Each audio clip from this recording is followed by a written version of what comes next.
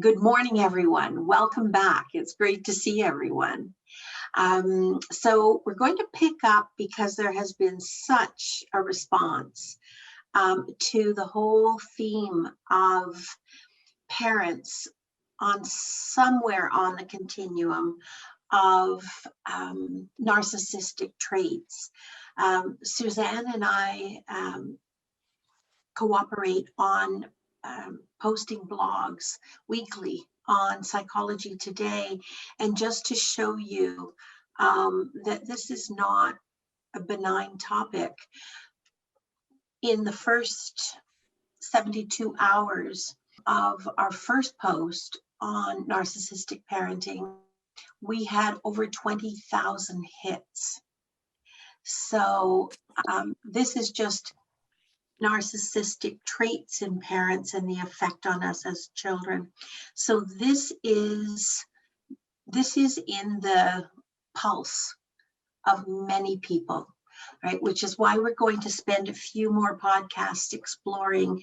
Today will be mothering, and then we will move on to, if we get everything finished, we will move on to fathering, all right? Narcissistic fathers. Okay, so we're going to do a short recap though, because some people may not have been on the podcast last week, and I don't want anyone to be left behind. There are 5 basic areas that we need to consider when we're talking about problematic parenting, especially when it comes to parents who have any degree of narcissistic traits. So first, accepting our mother's limitations and allowing ourselves to grieve, because without those 2 steps, we're not going to be able to recover. We will continue to carry the baggage with us in perpetuity. The second thing is to separate psychologically from our mother and to reframe negative parental messaging.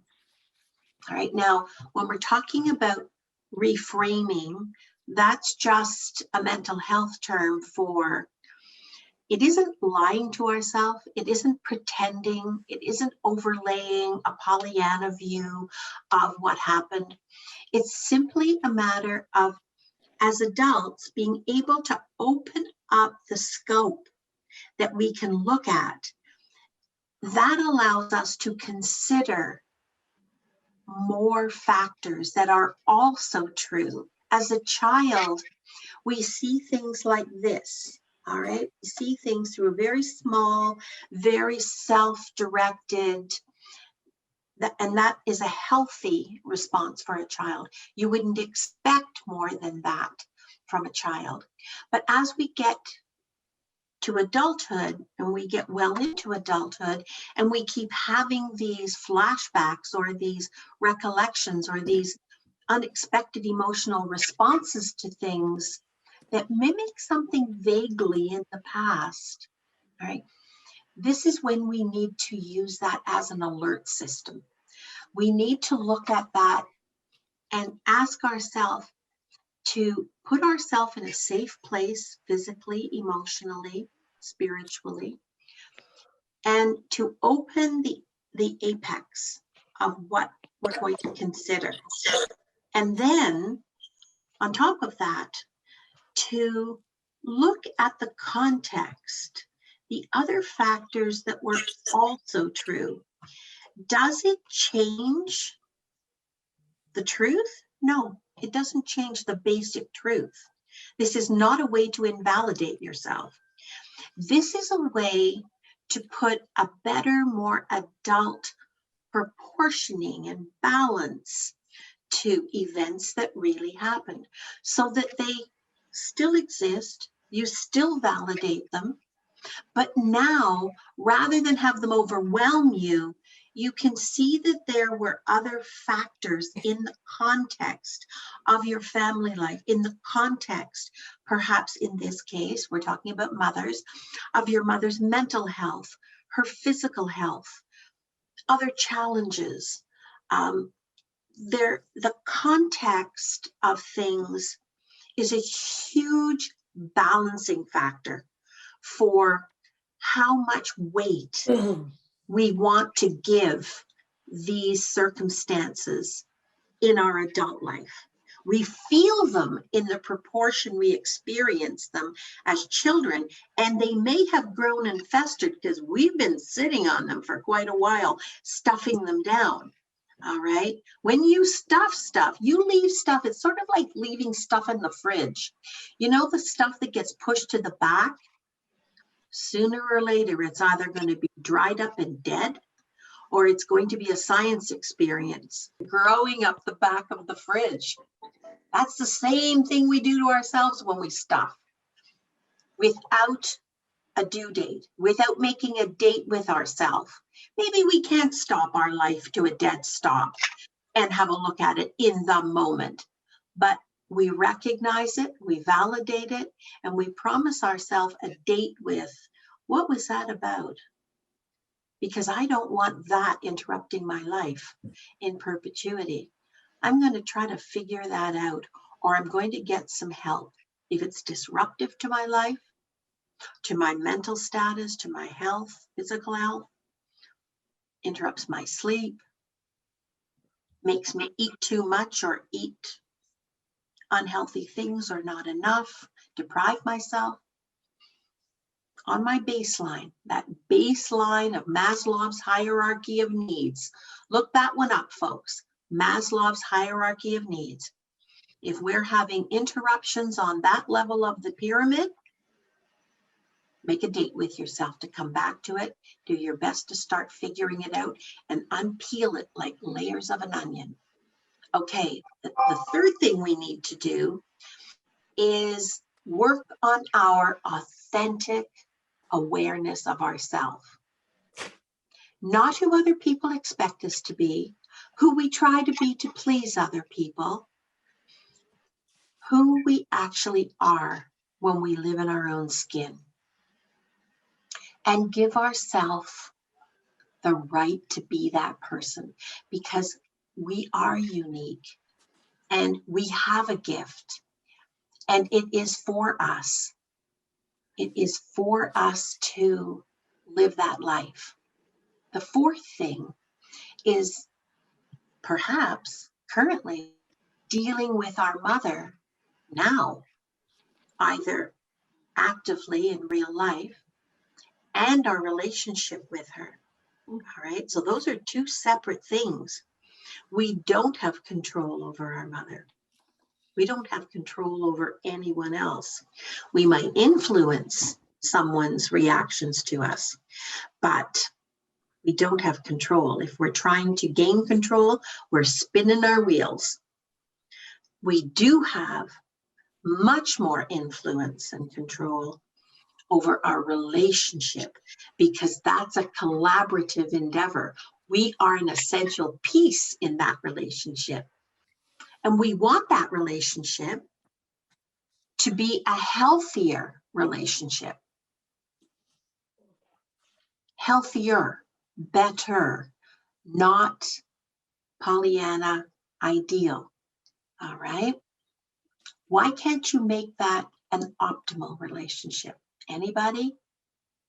The answer is because you are only one piece of the equation. You can only improve and make yourself healthier, which then impacts the relationship and makes it healthier. All right? So don't be working on your mother. Be working on yourself. All right? The next thing I think we'd want to look at, that I would recommend we look at, is getting support and treatment for our own potential narcissistic traits. There is such a thing as modeling behavior. And if as a child, our survival mechanism was to fight fire with fire, all right, then you've just mini-me'd your mother. Is that what you want? Do you want to be an agent of harm to other people? Do you want to only have unauthentic relationships with people based on power and bullying, manipulation? You deserve better than that. So if you learned that at your mother's knee, because as a child, that was your survival mechanism, please make a commitment to yourself to shed that, to find out what your needs are and get those needs met so you don't have to bully, you don't have to manipulate. You can just live the life you were meant to have the best way you can manage it. Because if you don't do that and you actively have children now, they're watching you.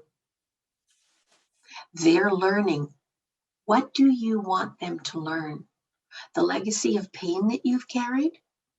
But now you're the architect of that. They can't factor in that your mother, in this case, it doesn't always have to be the mother, but your mother was a narcissist and damaging to you. They can't factor that in. That's not part of their reality.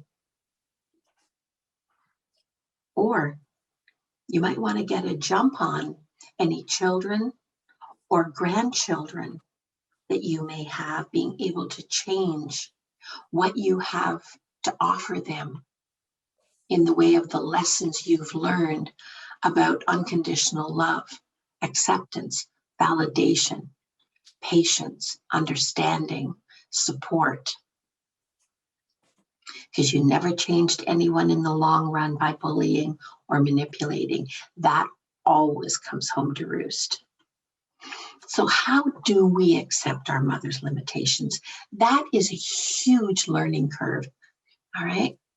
What does it take for each one of us to fully realize that our own mother, fundamentally, at a basic core level, just may not have been capable of unconditional love and empathy? Wow, that's a big one. She didn't get, it's not an excuse. She didn't give it because she didn't have it. Or that was the only way she knew how to interact. What a sad life. What do we do when we let that really sink in? What do we do with the shock? What do we do with the potential dismay? Where are you going to go with that one? Where do you really want to go with, she wasn't capable of it. I was banging my head against a stone wall the whole time. All right, where do you go with that? If my own mother couldn't love and accept me, who else can I safely count on in this life? This is never, don't expect it to be easy. This is never an easy pill to swallow and accept. And it only can get marginally easier when you factor in things like perhaps abuse, addiction, a history of problematic parenting of her by her parents, poverty, financial difficulties, job loss, inflation, all kinds of other responsibilities that are part of the context of how your mother tried to function. All right. It would be perfectly normal for people, when they realize this, to go to a very natural response, which is, I don't want to hear it. There must be something else I have to do. Oh, that can't be true. All right. Resistance. Resistance of accepting the facts as you find them true to be. Okay? Resistance would be a very normal response. Don't stay there very long. You're wasting the one life you've got. So, aren't our mothers supposed to be the most natural? Did you ever see a television mother who wasn't? As well as being perfectly coiffed? all right? And having a cordon bleu dinner for everybody. Many of them wore pearls while they did it. Just go back and watch those shows. What a setup. I don't know about you, but if I thought that's what I had to measure up to in motherhood, I'd have bailed. All right, there's no way I would have bought on for that. But our mothers, sometimes in our mind, when we weren't getting our needs met, we were watching these television moms. What a big lie. And then we were going back. Here's the problem. As children, we didn't say, what's wrong with my mother? Children naturally believe that it's all about them. They must have done something. There must be something wrong with me. How can I fix it? We learned that as infants crying. When I did something, somebody came to feed me. Somebody came to change my wet nappies. Somebody got me out of this blessed crib that I'm so bored in. Somebody picked me up. Somebody looked at me and smiled. I provoked that. Can you see where, if you have unfinished business with narcissistic parenting, that little child still inside you? This isn't new age stuff. Where do you think that child went? We overgrew that child.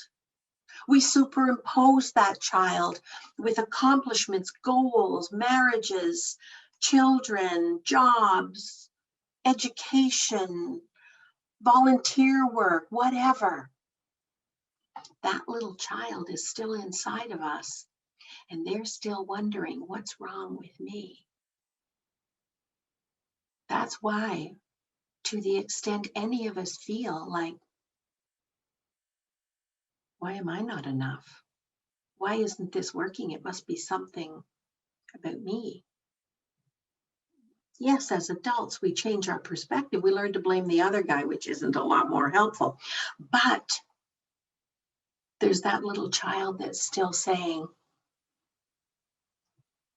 if it happened to me, it must be my fault. I must have done something. And if it didn't happen to me and I needed it and wanted it, it was also my responsibility and fault.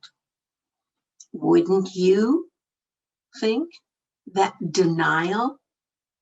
I'm going to quote Kathy, one of my former clients. Denial is not just a river in Egypt. It's a safe little haven to go to when it just all feels too much. If you have to go there for short whiles, do what you need to do, but don't stay there long. All right? You're compromising your ability. It can be too cushy, too comfortable. It's not the place you need to be to bring about the change that will enrich your life. Here's the thing about denial too. When you close off the bad, which you may need to do for short periods of time, you close off everything. That door also keeps out the good. It keeps out the opportunities that you can see, keeps out the possibilities of your preparedness matching the universe's provision of availability. Don't stay in denial for very long. Catch your breath and get out of denial. Okay, so let's first look at daughters, all right? Because the same gender relationship in families is the most troublesome, the most fraught. So fathers and sons, mothers and daughters, all right? Daughters, we have been programmed, and is it in our nature or is it taught to us? Who knows? It's so enmeshed. Daughters often blame themselves for their mother's shortfalls, specifically the shortfalls in the maternal inability to express love and acceptance of them as a child. right? Aren't we trained? Is it in our nature? Is it nature or nurture? All right. Is it environmental? How do we get to be the caretakers? I don't believe it's genetic. I believe it's a function of our personality type and huge modeling and training as we grow up. All right. We are validated for being good, being helpful, being kind, give, give, give, give, give. All right. So back to the most frequent question. When you're stuck in that, and how many years of your life have you spent living that stereotype? Like way over what your natural baseline is. Back to the basic question. If your own mother can't love you in a healthy way, who can? Are you asking yourself way too frequently what's wrong with you? We are not that important in the universe. We are one little speck entitled to our own space and our own share of the good stuff and our own share of the work and the bad stuff. Life's going to send it to us. All right? It isn't punishment. It's just we have to take our share. If you're disabling yourself right out of the game with perpetual questions of, why am I not enough? What's wrong with me? Okay, just set that aside for now and ask a different question. Acceptance of this reality-based experience, all right? Yes, your mother, talking mothers, daughters right now, your mother may well, to some degree or a lot, been incapable of unconditional love and acceptance. That's a tough one. And it's a slow process. It's like peeling the layers of an onion. You know what happens when you peel the onion? Your eyes water. Okay.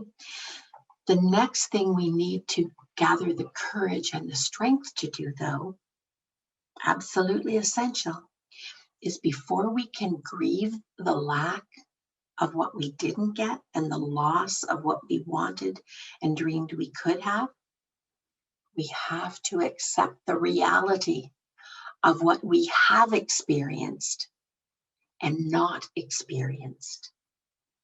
Because narcissism is a spectrum disorder, it's a long one. Maybe our mothers had a few traits of narcissism. Maybe they were further down that continuum and they had a lot. Mothers with fewer narcissistic traits are more likely to have a possibility of recovery themselves, but only if they're motivated to do it for themselves, not for you. Mothers with more traits are likely to be highly resistant to change or to seek treatment, or to even be prepared to look at the possibility that their response is not a normal, healthy one. Despite our hope to the contrary, we are one piece of that relationship, and our piece is the only one we can influence and have control over. Okay? And we have to accept this fact. We have to accept mom with the warts and limitations that she is uninspired to look at. Okay? We also, on behalf of our child, that little part of us that still wants mommy, along with that is the pain.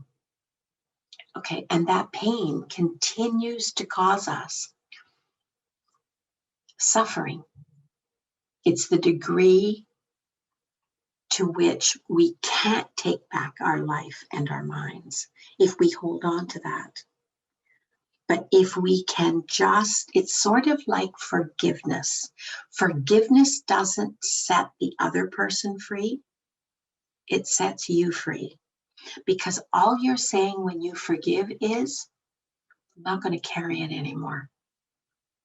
I'm just not going to carry it anymore. I'm going to put it down.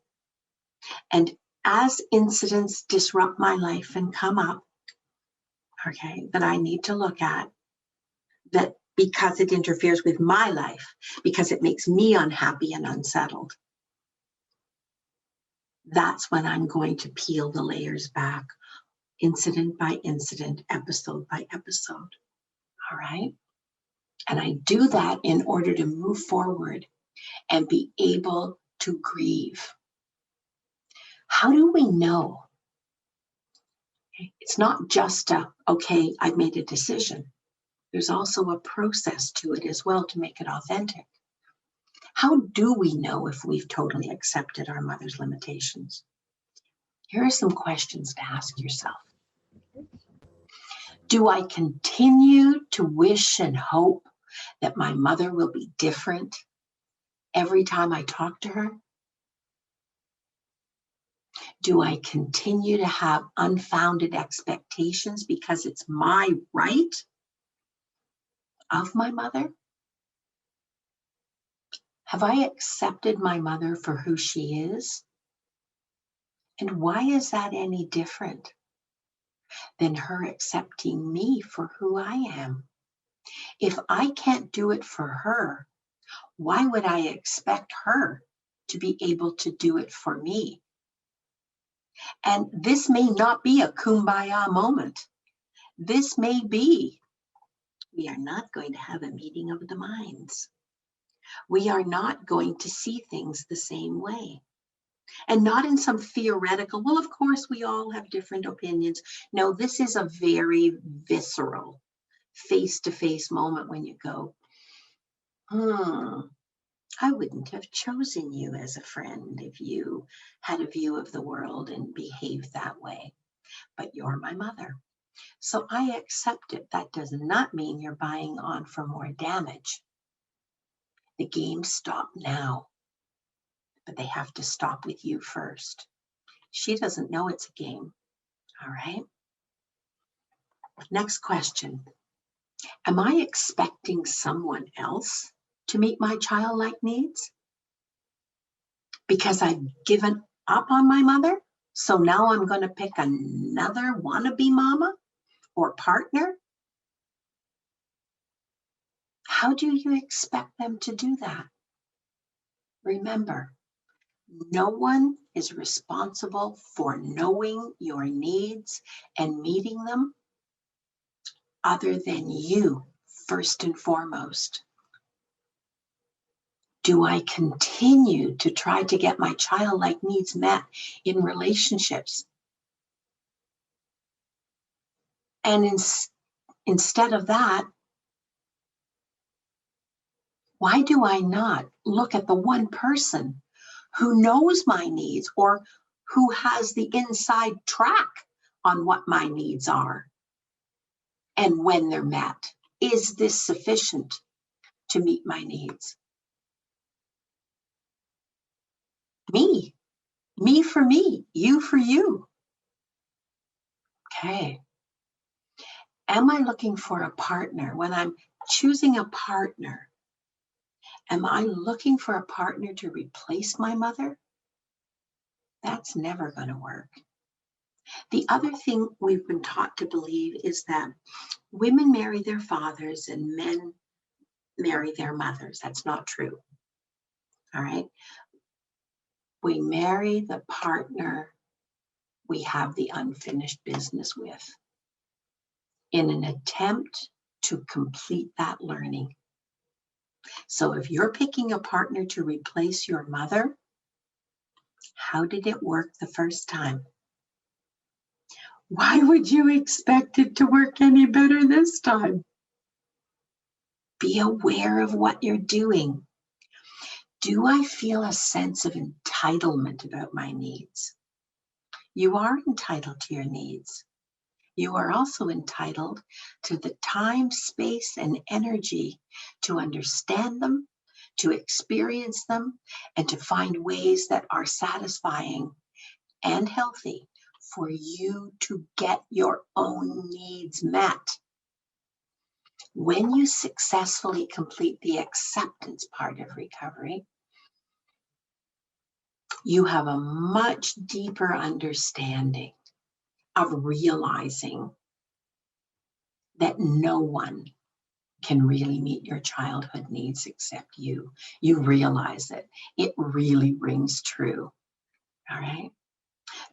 Here's the sad part sometimes, okay? And there is grieving involved in this, and that is the part of our life when we were entitled to that kind of maternal nurturing from our mother, from someone outside ourselves, usually our mother, our father too, is gone.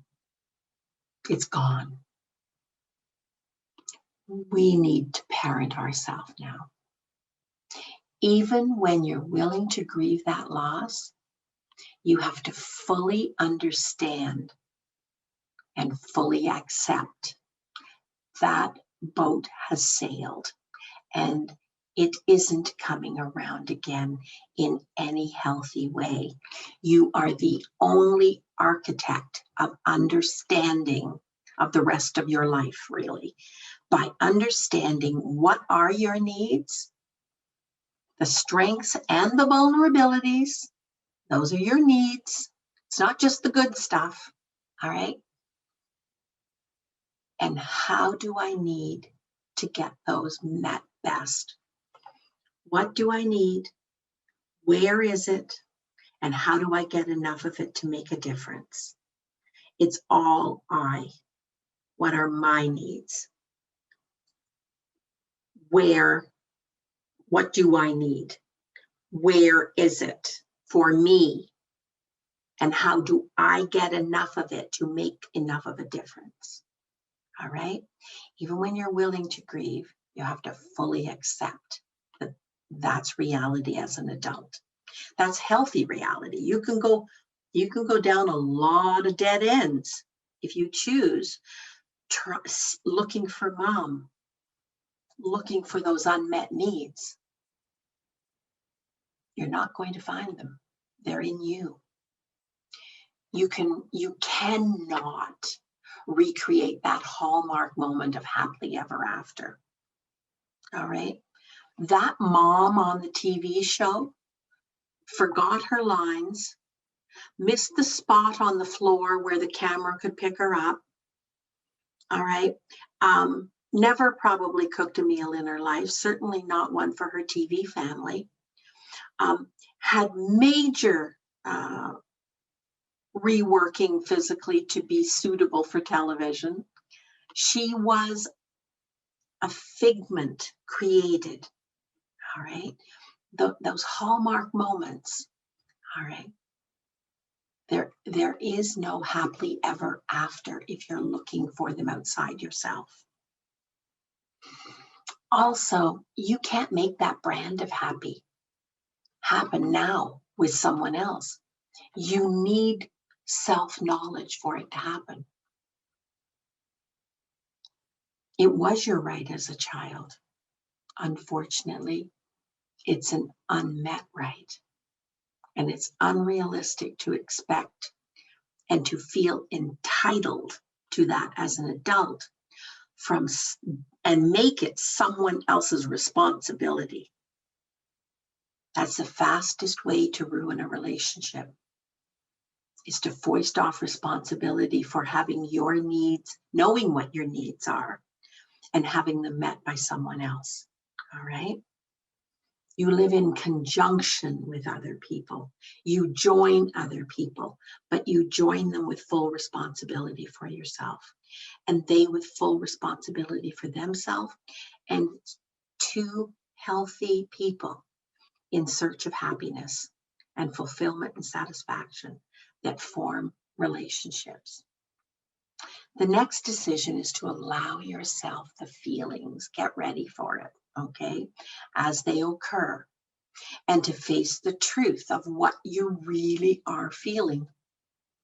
This is really very, very important in order to make the grieving process possible. You need to make time and space for experiencing whatever you experience. You may not be able to give into it in the moment if it interrupts or interferes or pops up unexpectedly, all right? But you need to acknowledge it, you need to contain it, compartmentalize it, and you need to promise yourself an early return to that feeling so that you can learn to start dealing with it. Otherwise, they will continue to impact your life by cropping up all over the place every time you're triggered, every time something is familiar. Okay, remember all of your senses. All of your senses are working to pick up data and information.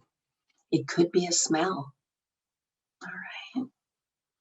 At first, when you kind of hunker down on, okay, I'm going to let the feelings come up. And I would suggest that you compartmentalize maybe parts of every day. If this is an active part, if this stage is an active place you are, at first, you may feel nothing. You're just kind of, well, nothing's happening. Your feelings are in there, however, all right? And if you need validation of this fact, just think back to the last time a feeling or a thought or a disruptive something, awareness, came up out of apparently nowhere. All right, whoop. Oh, I got distracted. No, you didn't get distracted. You got interjected. Something was trying to come up. There was something familiar, or there was a pause in your thinking, and it was just sitting there bubbling, saying, this needs dealing with, this needs dealing with. All right. Have you ever overreacted to a situation where you think, wow, I just completely blew that one. I don't know where that came from. Came from something you're sitting on and trying to squash down, something you're not looking at. And chances are it reflects a need of yours. And if it's interrupting your day or your awareness or your thoughts, you're getting distracted, you're going off and daydreaming. It wants a voice. Make a date with it to sit down and let it come up. Write it down. Record it into your phone. Note it. Be aware of it. Meditation. Meditation is a really good way to do that. All right. So, when was the last time you felt lucky that somebody who's far more important than you are, or far more something than you are, sees something in you? That's a message of I'm not enough. At some level, I'm not enough. Because lucky is very different from feeling blessed or grateful. Blessed is like, wow, this is great. This is great. I accept it. I feel so blessed. Like, wow. Happy and grateful. Grateful is, I appreciate their acknowledgement of me. That is very different from lucky, because lucky makes it about, it was chance, not your due, not based on who you are, the work you've done, how you've stood and delivered, what you bring with you wherever you go. When you feel lucky that somebody who is perceptibly, in your perception anyway, more or better or something bigger than you are, is acknowledging you, want to watch that lucky. Okay. What they're saying, what they're acknowledging may be true. Look at it. Maybe there's a part of who you are that you haven't really accepted. You might as well think about it and accept it and incorporate it and bring it with you. You've probably done the work to develop it.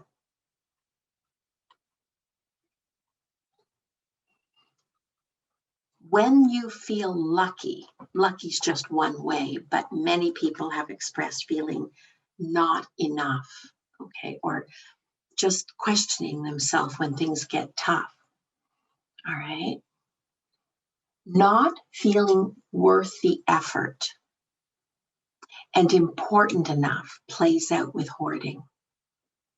It is a factor, all right, no matter what you hoard. It doesn't have to be stuff, okay? Important enough for the quality of life we need and deserve. And we do that at a basic level by making the space we live in nurture and support us. Make our day-to-day life more satisfying, not perfectly satisfying, and minimally challenging. And we're all going to have challenges, but minimally challenging, purely because it's just for you. How many people out there would honestly say, you know, if I was doing it for somebody else, or I had company coming, or the fire department was coming, or Children's Aid was coming, or something was coming, I could do it. I'd do it. But I wouldn't do that same amount of work, parsed out day by day, just for myself. Somehow it's not important enough to make my daily or weekly life priority. Usually because it doesn't impact anyone else directly. There's no external pressure on you. That means, think about that. That means that even your basic needs, the condition of where you hold your life, where you come back to at the end of a day, not during COVID, we're sitting in it during COVID, all right, is not given the importance that it requires to keep your daily life satisfying. We're going to do a segment in future on how to move from external locus of control to adopting and building an internal locus of control. That sounds fancy. It isn't really. All it means is when the pressure is put on us from outside, we accept it, we respond. When the pressure is something we feel inside, we watch Netflix. Okay, or we take some other diversion, or we get distracted, we don't follow through. This basically means who's driving your life? And when and how did you hand over the steering wheel to the guy externally who can put the pressure on you?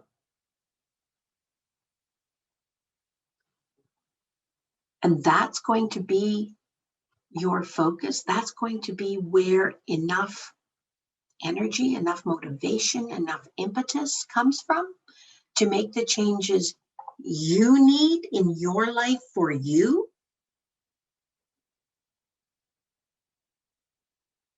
That's why some people, it's sad when it happens, I'll tell you. Very, very sad, but I've learned to respect it. When some people need to create the crisis, and that can be a major crisis, I'll tell you, all right? Could be the fire department, could be public health, could be bylaw, could be property standards if you're living in a multi-unit dwelling, could be children's services, could be the Humane Society, could be services for the elderly, could be paramedics who can't get in to help you when you trip over something or slip on those slippery magazines. if any of those people, any of those agencies, any of those enforcement agents, that's what they're called, puts pressure on you, you can do it. All I ask you to do is to value yourself more, love yourself more, and ask yourself, why is their opinion about my life more important than my opinion about what I need, what I want out of life? And it starts with basically a safe place to live. All right? When somebody else is driving the process, the only thing that's happening is they're getting their needs met. You're not getting your needs met. You're getting more pressure. You're getting judgment, you're getting shame, you're getting fear, you're getting panic. You deserve better than that. All right. The next step is usually tears. All right. It's best to let them come. It's best to make a date with yourself, compartmentalize, make the time and the space available on a regular basis to compartmentalize and just sit with it, because it's necessary. It's a very, very necessary stage in the grieving process. Very necessary.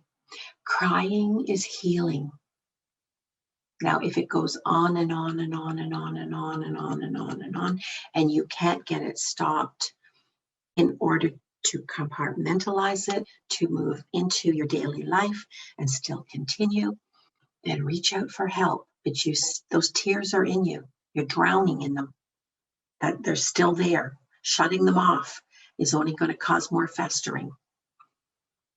The other thing too is humans are one of the few species that can give a signal to its own species members that they're in trouble. All right, and tears do that. Tears are a signal that we need support. It's a signal to us, but it's a signal to others as well. Sit with the discomfort. Let it wash through you. Wash through is the operative. Don't be swimming in it for a long time. You need to be able to compartmentalize it. You need to be able to get on with your daily life well enough. It won't stay for as long if you do let it wash through, if you listen to it, if you acknowledge it. Do what you need to get the support you believe you need in order to manage the anxiety. There's bound to be anxiety from unmothered needs. Sometimes it's depression, reactive depression. It's a depressive state. It's not a state of depression. That's different. Okay. And this anxiety and depression sometimes comes with grieving, but you can work through it. If you find you're not managing well, you feel that you're not managing in a healthy way, reach out for help. Don't try to talk yourself out of it.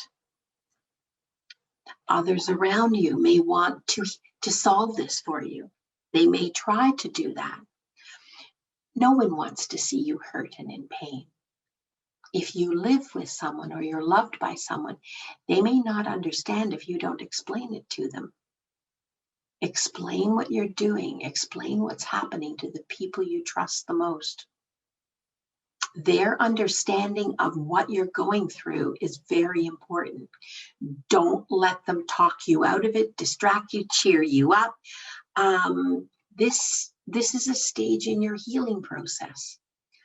All right? Remind yourself, you deserve time to heal. It's time. You have dragged this crying child inside you, this mourning child inside you long enough. Sometimes you're going to feel wounded and vulnerable. Surround yourself with the people who know you, who you have brought up to date with what's happening, what you're in the process of, and who you trust and who don't try to cheer you up. One of the best things a friend can do is to simply sit with you and witness, be a witness to the reality of what you're working through. All right? You are the only one, and if it continues beyond a reasonable period of time, if it totally brings your life to a halt, reach out for help. All it means is that that child was in more trouble than you realized, right? You may yourself revert to messages because of the distress and the energy it takes. Messages from the committee. Remember, that committee is always ready and available with negative messages to second guess you, to speak over you, to tell you what you should do. All right. There may be messages, there may be people who just make you say to yourself their reactions, unaccepting, maybe uninformed. Oh, just pull yourself together. Remember, it could be worse. X, Y, and Z didn't happen to you. You're lucky compared to them. You could be pick some place in the world that is in real trouble. Well, comparatively, you're doing really well. What are you complaining about? How self-indulgent. All of those voices are somewhere on the committee. All right. And when you voiced over them, if you start saying that to yourself, just quiet your mind. No, no, no, no, no. This is the truth. I want to deal with it so that it can move on and I can have my life back. Some of those messages may be really bossy and say, just suck it up and get on with things. Depends on how judgmental those voices inside you are. At this juncture in your process, you may try to rationalize away the discomfort, telling yourself, I shouldn't feel this way. This is a waste of time. What really am I achieving? You're achieving freedom. You don't have to give your whole day and your whole life to it. But if it keeps coming up, if this is a common enough theme, you're not enough, what's wrong with me? I failed again. Time you looked at it. Time you let yourself out of jail. Was this even real? You ever said that to yourself? Was this even real? Am I exaggerating how damaging things were? I'm probably exaggerating. It's just a mood. Why don't other people react to this type of treatment? Or worse, I'm sure many people had far worse. Really, my feelings have more to do about something that's happening right now, currently. It's not about the past and something that mimics something about, well, maybe so, that may well be so. This current event that is disrupting and upsetting you, causing a reaction, it may be partly responsible for your reaction. But if your reaction is bigger, if you have that kind of lingering, shadowy, there's more to this. This is more of a theme. This is, what is this? If there's any kind of unknown vagueness to what's happening, chances are there's something very similar about this situation than that other situation that's been bubbling below the surface, saying, first chance, I need help. We need to deal with this. We need to deal with this. Your mind, your body, your spirit are trying to heal you. Watch your dreams. Watch your dreams.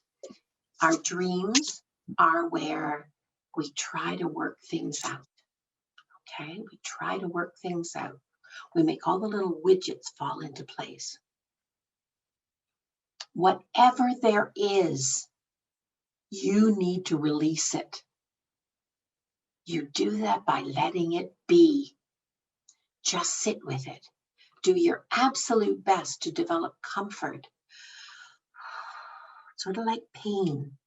You know when you've got a physical pain, a muscle, you just let it go. It doesn't stay with you then.